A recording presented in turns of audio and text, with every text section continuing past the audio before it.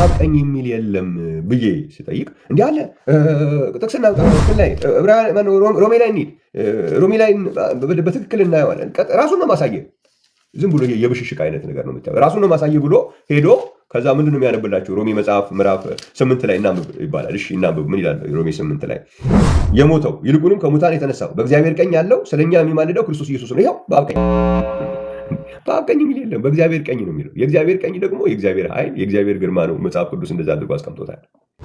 የትም ቦታ ላይ ብታስቡ ወይ የእግዚአብሔር ቀኝ ይላል፣ ወይ የኃይል ቀኝ ይላል፣ ወይ የግርማ ቀኝ ይላል እንጂ የአብ ቀኝ የሚለው አልተጠቀመም መጽሐፍ ቅዱስ። በቃ ያንማ ብታገኙ ይኸው በፐርሰንት ቀን ሆነልኝ የሚባል ነገር እንደሚመጣ ስለሚያውቅ የሌለ ፐርሰንት ተፈጥሮ የሚሰራው ነገር እንዳይኖር እግዚአብሔር በቃል ውስጥ እንዳይቀመጥ አደረገ። እንደው እንደ ማምለጫ አድርጎ በዘዴ እንኳን ሌላ አጠቃቀም የለም። በቃ አልተቀመጠም። እግዚአብሔር የተመሰገነ ይሁን። በእግዚአብሔር ቀኝ የተቀመጠው ማን ነው?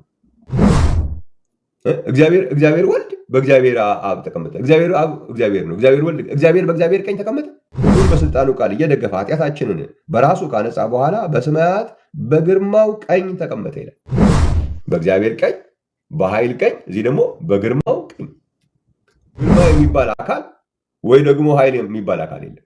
ክርስቶስ አሁን በድካም አይደለም ያለው፣ በግርማ ነው ያለው፣ በኃይል ነው ያለው። ራሱን አዋርዶ ብዙ አይነት ነገር ውስጥ ያለፈ ሳይሆን ያ አይነት አይደለም አሁን የምናየው። አሁን በክብር ነው የምናየው። አሁን በኃይል ነው የምናየው። ይህንን ምን ይባላል? በእግዚአብሔር ቀኝ ነው የተቀመጠው ይባላል። በግርማ ምን ማለት ነው? በኃይል ቀኝ የተቀመጠው ወይም በግርማው ቀኝ የተቀመጠው። ስለ በኃይል በግርማ መኖሩን የምናሳይበት እንጂ የአቅጣጫ ጉዳይ አለ። ስለዚህ በዚህ ይሄ እግዚአብሔር ቀኝ የሚለው በኃይል ቀኝ ወይም በግርማ ቀኝ ተብሎ መጽሐፍ ቅዱስ ላይ መተርጎሙን ያዩ ሰዎች ይህን ነገር አካላዊ ለማድረግ መጽሐፍ ቅዱስ ውስጥ የሌለ ቃል መፍጠር ነበረባቸው። ከአካል ጋር መያያዝ አልቻለም። ስለዚህ ምን ይደረግ? ቃል ይፈጠር። ምን ይባል? በአብ ቀኝ ነው የተቀመጠው ይባል። አልተጻፈም እኮ። ባይጻፍም ዝም ብለን ስንደጋገምባቸው ሰዎች ያለ ይመስላቸዋል። ስንደጋገምባቸው በአባቱ ቀኝ ተቀመጠ፣ በአባቱ ቀኝ ተቀመጠ፣ በአብ ቀኝ ተቀመጠ፣ በአባቱ ቀኝ ምናምን በቃ እንደጋገምባቸው ያለ እንዲመስላቸው እናደርጋለን ብሎ ብዙ ሰዎች እኔ ራሴ ሲጸልዩ እንኳን ትሰማላችሁ። በአባቱ ቀኝ የተቀመጠው ምናምን እያሉ ነው የሚጸልዩ። በእግዚአብሔር ቀኝ አትለው። ለምን በግርማው ቀኝ አትለው? ለምን በኃይል ቀኝ አትለው? እንደተጻፈው እነዛ አካልን ስለማያሳዩ ነው። እግዚአብሔር ተቀመጠ ቢባል፣ በኃይል ቀኝ ተቀመጠ ቢባል፣ በግርማ ቀኝ ተቀመጠ ቢባል ያ ሊፈጠር የሚፈልገውን አካላት ስለማያሳይ የፐርሰን ስሜቱን የሚፈጥረው በአብ ቀኝ ተቀመጠ ሲባል ስለሆነ እንግዲህ የሌለ ተፈጥሮ ይባልልናል ማለት ነው።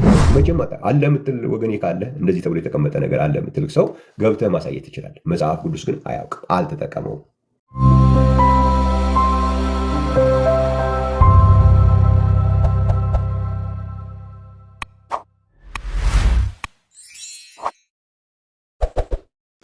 እሺ እንግዲህ ባለፈው ይሄን ወደዚህ ርዕስ እንድንገባ ምክንያት ያው የሆነን ነገር በስጋ የተገለጠ መጽሐፍ ቅዱስ ውስጥ ወልደ እግዚአብሔር በስጋ መጣም ሆነ ወልደ እግዚአብሔር በስጋ ተገለጠ የሚል ነገር የለም። በስጋ ተገለጠ የሚል ነገር ያለው አንድ ቦታ ነው። እሱም የሚያመለክተው ሕያው እግዚአብሔር በስጋ እንደተገለጠ ነው የሚያመለክተው። ሕያው እግዚአብሔር ደግሞ በማቴዎስ ወንጌል ምዕራፍ 16 ቁጥር 16 እና በዮሐንስ ወንጌል ምዕራፍ 6 ቁጥር 68 መሰረት ሕያው እግዚአብሔር አብን ለማመልከት መጽሐፍ ቅዱስ የሚጠቀምበት ቃል መሆኑን አይተናል። ስለዚህ በስጋ የተገለጠው ሕያው እግዚአብሔር ነው ብለን በአንደኛ ጢሞቴዎስ ምዕራፍ 3 ቁጥር 16 ላይ ከደረስን ሕያው እግዚአብሔር ደግሞ እግዚአብሔር አብ ነው። ሌላ ነገር መጽሐፍ ቅዱስ የሚለን ነገር የለም። ይህንን ወስዶ መጽሐፍ ቅዱስ የማይለውን ነገር በግድ ቃላቶች እየጨማመርን እኛ የምንለውን ነገር እንዲልን የሚደረገው ነገር ልክ አይደለም ብለናል። ደግሞ መቀጠል የሚፈልግም መቀጠል ይችላል። እኛ ግን አንጨምርም ብለናል። እኛ መጽሐፍ ቅዱስ የእግዚአብሔር ልጅ፣ የሰው ልጅ ወይም ሰው የሚሉ ቃላቶችን በሚጠቀምባቸው ቦታዎች ላይ በስጋ ተገለጠም በስጋ መጣም የሚል ቃል አይጠቀምም። አንድ ሰው ብሎ ስለ ክርስቶስ የሚናገርበት ቦታ ላይ መጣ እንጂ በስጋ መጣ የሚል ነገር የለም። እግዚአብሔር ይመስገን ሰው ካለ፣ ምክንያቱም ኦልሬዲ ሰው ሲሆን ስጋ አለ። ስጋ ያለውን ነገር መልሶ በስጋ መጣ የሚልበት ምክንያት የለም። የሰው ልጅ የሚለውንም ቃል ሲጠቀም መጣ ነው። የሰው ልጅ እየበላ እየጠጣ መጣ ይላል ማቴዎስ ወንጌል ምዕራፍ 11-19 ላይ እንጂ የሰው ልጅ በስጋ መጣ አይል፣ ወይም የሰው ልጅ በስጋ ተገለጠ አይል። ሉቃስ ወንጌል ምዕራፍ 17 ላይ አይተናል። የእግዚአብሔር ልጅ የሚለውንም ሲጠቀም የእግዚአብሔር ልጅ የዲያብሎስን ስራ እንዲያፈርስ የእግዚአብሔር ልጅ ተገለጠ ይላል እንጂ የእግዚአብሔር ልጅ በስጋ ተገለጠ አይልም። ኦልሬዲ የእግዚአብሔር ልጅ ሲሆን እኮ ከሴት የተወለደውን ልጁን ነው የላከው። ከሴት ሲወለድ ያለ ስጋ አይደለም የተወለደው። ስለዚህ ኦልሬዲ ስጋ ያለውን የእግዚአብሔር ልጅ መልሶ ስጋ በስጋ ተገለጠ የሚልበት ምክንያት የለም። በስጋ ተገለጠ የሚል ቃል መጽሐፍ ቅዱስ የሚጠቀመው አንድ ቦታ ብቻ እኮ። ይሄ ሁሉ ስቃይ ምንድን የለም እኮ በቃ ከአንድ ቦታ ውጭ የለም። በስጋ ተገለጠ የሚል ቃል መጽሐፍ ቅዱስ የሚጠቀመው አንድ ቦታ ብቻ ነው። እሱም አንደኛ ጢሞቴዎስ ምዕራፍ 3 ቁጥር 16 ነው። ያ ደግሞ የተሰጠው ለሕያው እግዚአብሔር። ሕያው እግዚአብሔር ደግሞ መጽሐፍ ቅዱስ ስለ እግዚአብሔር አብ የሚጠቀመው ቃል አለቀ። ይህንን በኦዲዮ በመቆራረጥ በየክፍሉ በመሳደብ የሚቀየር ነገር የለው። መጽሐፍ ቅዱሳዊ ፋክት ነው፣ የተጻፈ ነገር ነው ያሳየናችሁ። እግዚአብሔር የተመሰገነ ይሁን። ከዛ በሁለተኛ ደረጃ ላይ ደግሞ ያለው ምንድነው? በአብ ቀኝ የሚለው ሐሳብ ነው።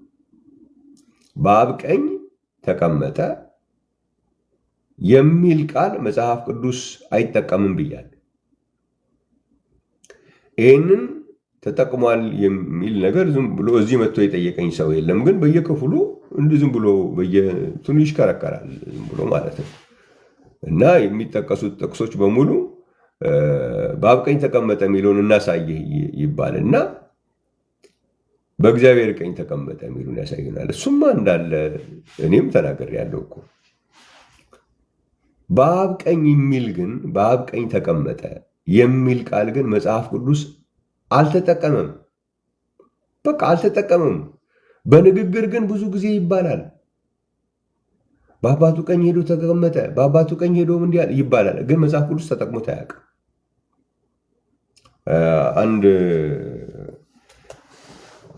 ማስረጃ አለኝ ተብሎ አሁን በራእይ መጽሐፍ ምዕራፍ 3 ላይ በጣም ማስረጃ ማቅረብ እችላለሁ የሚል ሰው ያቀረበልን ራእይ መጽሐፍ ምዕራፍ 3 ቁጥር 21 ላይ እኔ ደግሞ ድል እንደነሳው ከአባቴ ጋር በዙፋኑ ላይ እንደተቀመጥኩ ይኸው በአብ ቀኝ ይላል። እንዴት ብዬ ነው በአብ ቀኝ ሲያነበው ሰውየው ሲያነበው በአባቴ ቀኝ እንደተቀመጥኩ ብሎ አነበበው ማለት ነው። የለም ወደ ላይ ብትወርዱ ወደ ታች ብትሄዱ የለም።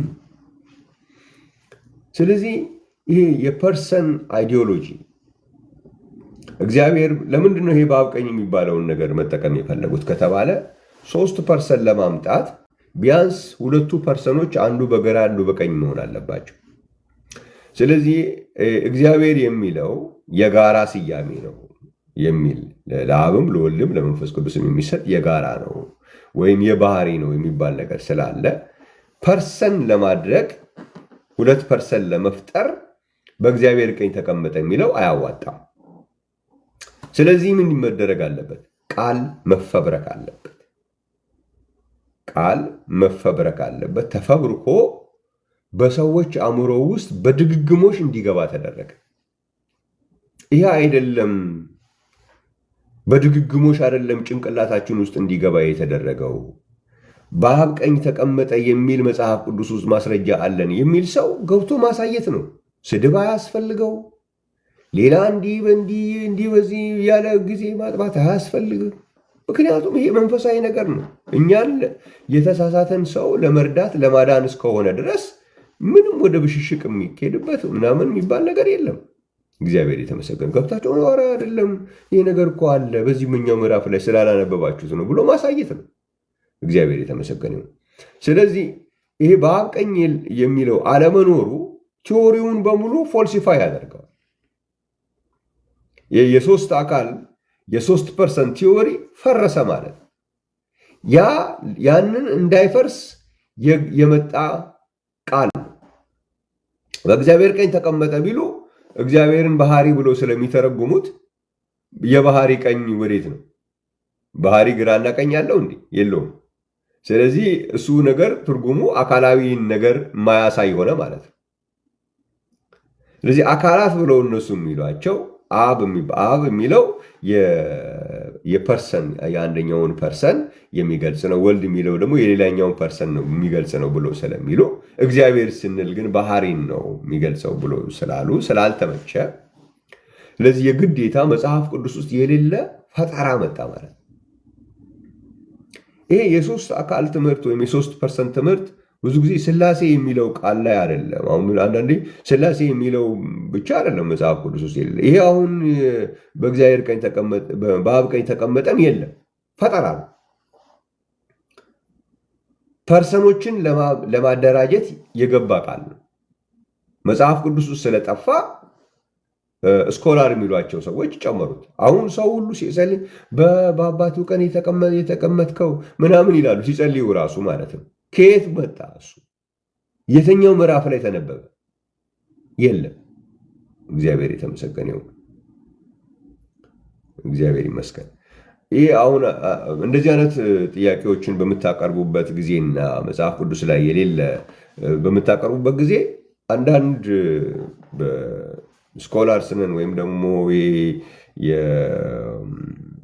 የቴዎሎጂ እንደዚህ በዛ ሴንስ ውስጥ ተምረናል የሚሉ ሰዎች ምን ያመጣሉ? አንዳንድ የፈረንጅ ቃሎች ያመጣሉ። ለምሳሌ ኤግዛክት ወርድ ፋላሲ አትጠቀሙ። እናንተንም እኮ የሆነ ነገር ብንጠይቃችሁ እኮ ቃል በቃል ብንጠይቃችሁ አታመጡም። ኤግዛክት ወርድ ፋላሲ እኮ የተጻፈ ነገር ባለበት ነገር ላይ እኮ አይመጣም እኮ።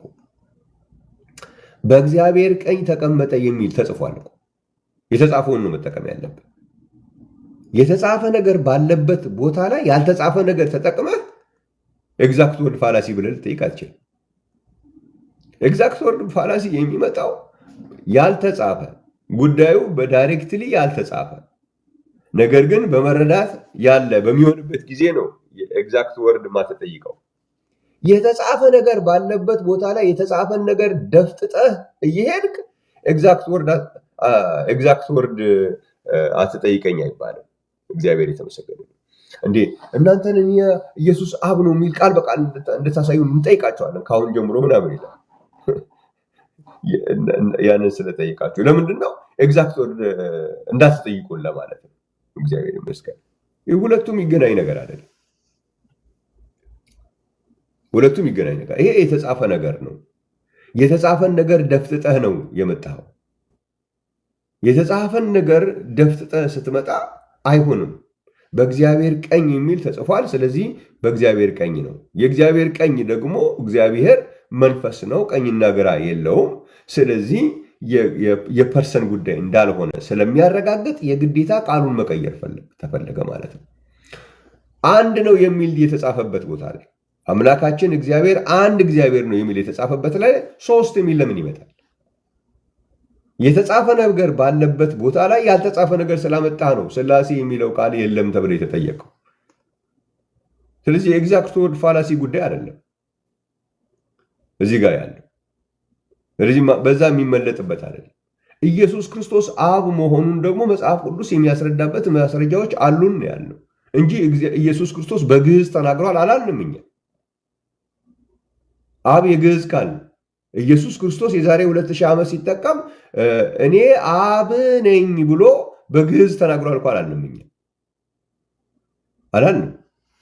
መጽሐፍ ቅዱሳችን ኢየሱስ ክርስቶስ ወልድ ብቻ አለመሆኑን የሚያስረዳ ማስረጃዎች አሉን ብለናል። በጣም ብዙ ጊዜ አቅርበናል። አሁንም ወደፊት እናቀርባለን። እኛ ግን ኤግዛክት ወርድ እየጠየቅን ያለ ነው። ኤግዛክት ወርድ የተጻፈው ቃል ስለተደፈጠጠ ነው። አምላካችን እግዚአብሔር አንድ እግዚአብሔር ነው ብሎ እያለ አይ አንድም ሶስትም ነው ሲባል አምጡ መጽሐፍ ላይ እንላለን። ምክንያቱም የተጻፈ ተደፈጠጠ። የተጻፈው ሲጨፈለቅ ያልተጻፈ ነገር ሲመጣ የት ቦታ ነው የተጻፈው አሳየን ምንለው የተጻፈ ነገር ስላለ ነው። እግዚአብሔር የተመሰገነ ይሁን። በስጋ የተገለጠው ሕያው እግዚአብሔር መሆኑን የሚያመለክት የመጽሐፍ ቅዱስ ማስረጃ እያለ አይ በስጋ የተገለጠው ሕያው እግዚአብሔር ወይም እግዚአብሔር አብ አይደለም፣ ታዲያ ማን የተገለጠው? ወልድ እግዚአብሔር ነው ስትል አምጣ እንላለን። የተጻፈ ማስረጃ አምጣ እንላለን። ለምን? የተጻፈ እየተደፈጠጠ ስለሆነ። ስለዚህ እኛ የምንጠይቀው የተጻፈ አምጡ የምንልባቸው ቦታዎች በሙሉ ከኤግዛክት ወርድ ፋላሲ ጋር የሚገናኝ ነገር አይደለም። የተጻፈ መቀበል አለብን እንጂ የተጻፈውን መደፍጠጥ አንችልም፣ መጨፍለቅ አንችልም ነው እያልን ያለ ነው። እግዚአብሔር የተመሰገነ ይሁን። ስለዚህ በመጽሐፍ ቅዱሳችን ውስጥ በእግዚአብሔር ቀኝ መቀመጥ የሚለው ነገር በደንብ በተደራጀ መልኩ ተቀምጧል። እግዚአብሔር ይመስገን። ያንን ደግሞ መጽሐፍ ቅዱሳችን ራሱን በራሱ የሚፈታ መጽሐፍ ነው። እግዚአብሔር የተመሰገነ ይሁን። ራሱን በራሱ የሚፈታ መጽሐፍ ነው። ለምሳሌ አንድ ነገር እንደ ምሳሌ ላነሳ። ለምሳሌ በሉቃስ ወንጌል ምዕራፍ 11 ላይ እንዲሁ በጣም የምናውቀው ቃል ስለሆነ ሉቃስ ምዕራፍ 11 ላይ አንድ ቃል ላንሳ። ቶሎ ቶሎ ብዬን ነገር እንትን ልበልና ጥያቄ ላላቸው ሰዎች እድል ሰጣለሁ። ሉቃስ ምዕራፍ 11 ቁጥር 19 ላይ ምን ይላል? እኔስ በብዔልዜቡል አጋንንትን የማወጣ ከሆኑ ልጆቻችሁ በማን ያወጧቸዋል? ስለዚህ እነርሱ ፈራጆች ይሆኑባቸዋል ይልና እኔ ግን በእግዚአብሔር ጣት አጋንንትን የማወጣ ከሆኑ እንግዲህ የእግዚአብሔር መንግስት ወደ እናንተ ደርሳለች ይላል። እኔ በእግዚአብሔር ጣት አጋንንትን የማወጣ ከሆኑ። ስለዚህ አሁን ኢየሱስ ክርስቶስ በምድር ላይ ባለበት ጊዜ በእግዚአብሔር ጣት ነው አጋንንትን ማወጣው አለ። ምንድን ነው ይሄ የእግዚአብሔር ጣት? አሁን ለዚህ ትርጉም ሌላ የራስ አያስፈልገውም። መጽሐፍ ቅዱስን ላጠና ሰው ሌላ ትርጉም አያስፈልገውም። ምንድን ነው የሚሆነው? በሌላኛው የመጽሐፍ ቅዱስ ክፍል ላይ ይሄንኑ ተመሳሳይ ሀሳብ አንስቶ ምን ማለት እንደሆነ ግልጽ አድርጎልናል። ይህንን ማቴዎስ ወንጌል ምዕራፍ 12ን ከፍታችሁ ብታዩ ማቴዎስ ወንጌል ምዕራፍ 12 ላይ ይህንኑ ታሪክ ያነሳውና ቁጥር 27 ጀምሮ ብናነበው እኔስ በብዔልዜቡል አጋንንትን የማወጣ ከሆኑ ልጆቻችሁ በማን ያወጧቸዋል? ስለዚህ እነሱ ፈራጆች ይሆኑባቸዋል ይልና እኔ ግን በእግዚአብሔር መንፈስ አጋንንትን የማወጣ ከሆኑ እንግዲህ የእግዚአብሔር መንግስት ወደ እናንተ ደርሳለች። አሁን እዛ ቅድም ሉቃስ ያነበብነው ላይ በእግዚአብሔር ጣት አጋንንት ማወጣ ከሆኑ ያለውን እዚህ ማቴዎስ ላይ በእግዚአብሔር መንፈስ አጋንንት ማወጣ ከሆኑ፣ ስለዚህ የእግዚአብሔር ጣት የተባለው የእግዚአብሔር መንፈስ ነው የሚለውን እንደዚሁ እናገኛለን ማለት ነው።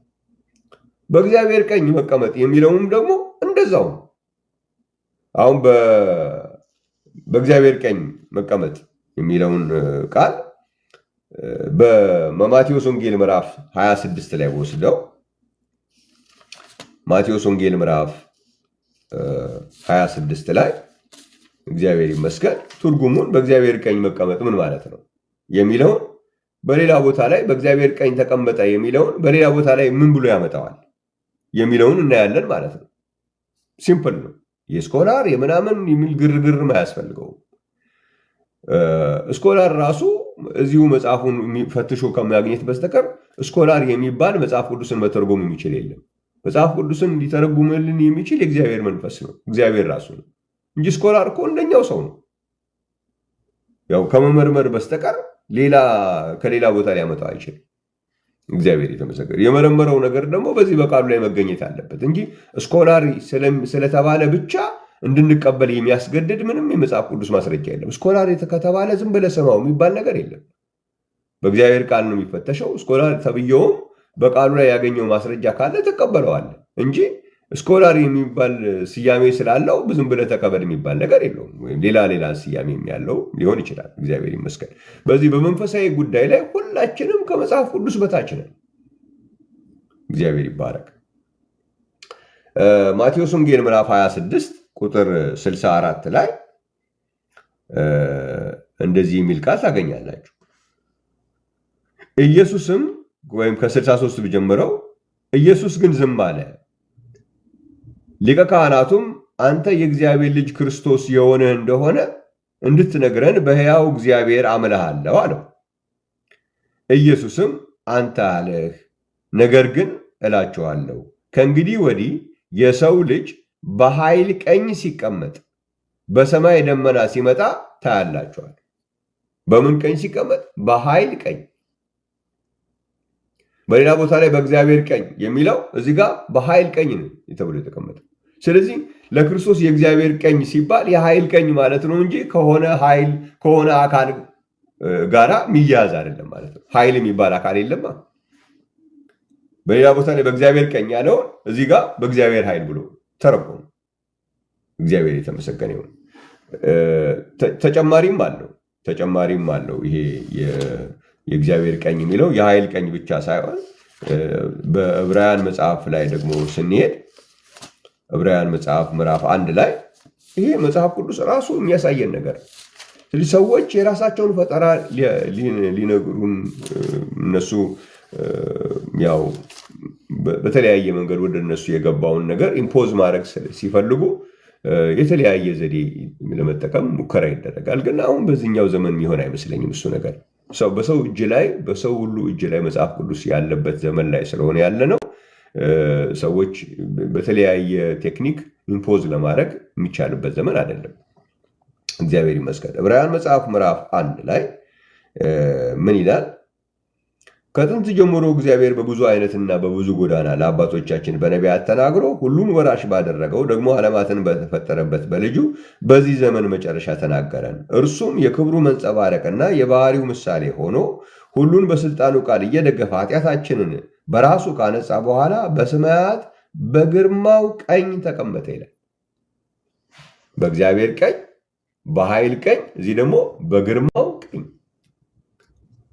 እዚህ እግዚአብሔር እዚህ ጋር አሁን ወልድ ብሎ ያስቀመጠው ግርማው ነው ኃይሉ ነው የሚለን እንጂ ግርማ የሚባል አካል ወይ ደግሞ ኃይል የሚባል አካል የለም። ክርስቶስ አሁን በድካም አይደለም ያለው፣ በግርማ ነው ያለው፣ በኃይል ነው ያለው። እግዚአብሔር ይመስገን። ሁለተኛ ቆሮንቶስ ላይም ስታነቡ ምን ብሎ ያስቀምጠዋል? ሲሰቀል በድካም ተሰቅሏል፣ አሁን ግን በእግዚአብሔር ኃይል በሕይወት ይኖራል ይላል።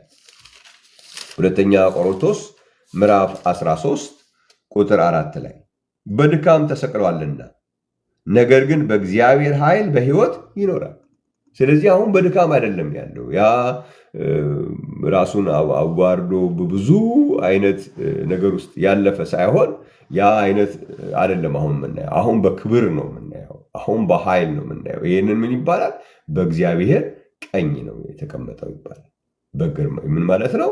በኃይል ቀኝ ነው የተቀመጠው ወይም በግርማው ቀኝ ነው የተቀመጠው። ስለዚህ በእግዚአብሔር ቀኝ ስንል በኃይል በግርማ መኖሩን የምናሳይበት እንጂ የአቅጣጫ ጉዳይ አይደለም። ስለዚህ በዚህ ይሄ እግዚአብሔር ቀኝ የሚለው በኃይል ቀኝ ወይም በግርማ ቀኝ ተብሎ መጽሐፍ ቅዱስ ላይ መተርጎሙን ያዩ ሰዎች ይህን ነገር አካላዊ ለማድረግ መጽሐፍ ቅዱስ ውስጥ የሌለ ቃል መፍጠር ነበረባቸው። እነሱ ፐርሰን ብለው የሚሉት አብን ስለሆነ እግዚአብሔር የሚባል ፐርሰን የላቸውም። እንደምታውቁት አብ የሚባል ፐርሰን፣ ወልድ የሚባል ፐርሰን ነው የፈጠሩት።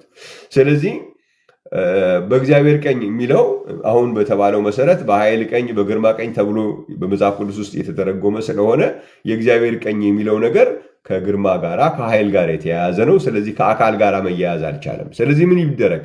ቃል ይፈጠር። ምን ይባል? በአብ ቀኝ ነው የተቀመጠው ይባል። አልተጻፈም እኮ። ባይጻፍም ዝም ብለን ስንደጋገምባቸው ሰዎች ያለ ይመስላቸዋል። ስንደጋገምባቸው በአባቱ ቀኝ ተቀመጠ፣ በአባቱ ቀኝ ተቀመጠ፣ በአብ ቀኝ ተቀመጠ፣ በአባቱ ቀኝ ምናምን በቃ እንደጋገምባቸው ያለ እንዲመስላቸው እናደርጋለን ብሎ ብዙ ሰዎች እኔ ራሴ ሲጸልዩ እንኳን ትሰማላችሁ። በአባቱ ቀኝ የተቀመጠው ምናምን እያሉ ነው የሚጸልየው። ለምን በእግዚአብሔር ቀኝ አትለው? ለምን በግርማው ቀኝ አትለው? ለምን በኃይል ቀኝ አትለው? እንደተጻፈው እነዛ አካልን ስለማያሳዩ ነው። በእግዚአብሔር ቀኝ ተቀመጠ ቢባል፣ በኃይል ቀኝ ተቀመጠ ቢባል፣ በግርማ ቀኝ ተቀመጠ ቢባል ያ ሊፈጠር የሚፈልገውን አካላት ስለማያሳይ የፐርሰን ስሜቱን የሚፈጥረው በአብ ቀኝ ተቀመጠ ሲባል ስለሆነ እንግዲህ የሌለ ተፈጥሮ ይባልልናል ማለት ነው። ይሄ መቼም አለ የምትል ወገኔ ካለ እንደዚህ ተብሎ የተቀመጠ ነገር አለ የምትል ሰው ገብተህ ማሳየት ትችላለህ። መጽሐፍ ቅዱስ ግን አያውቅም፣ አልተጠቀመውም።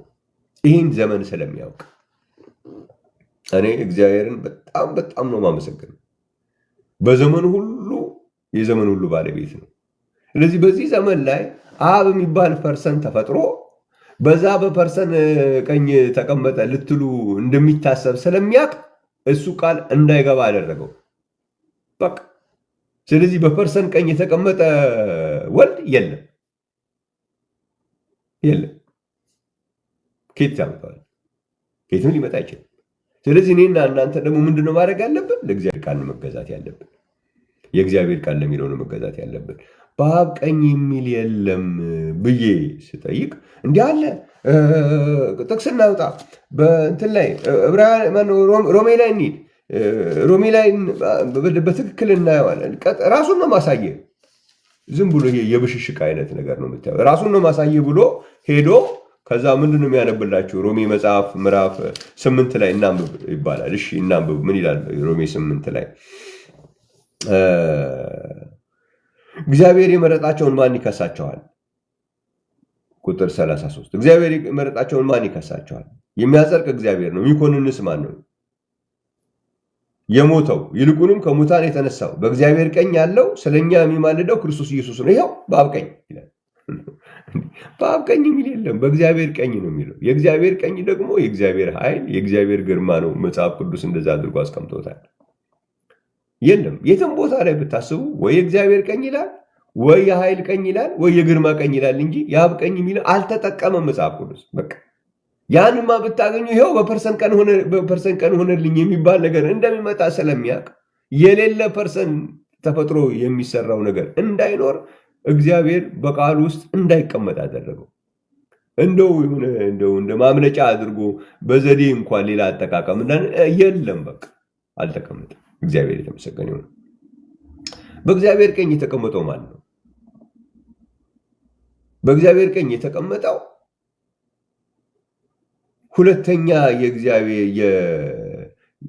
ሁለተኛው የእግዚአብሔር አካል አለ።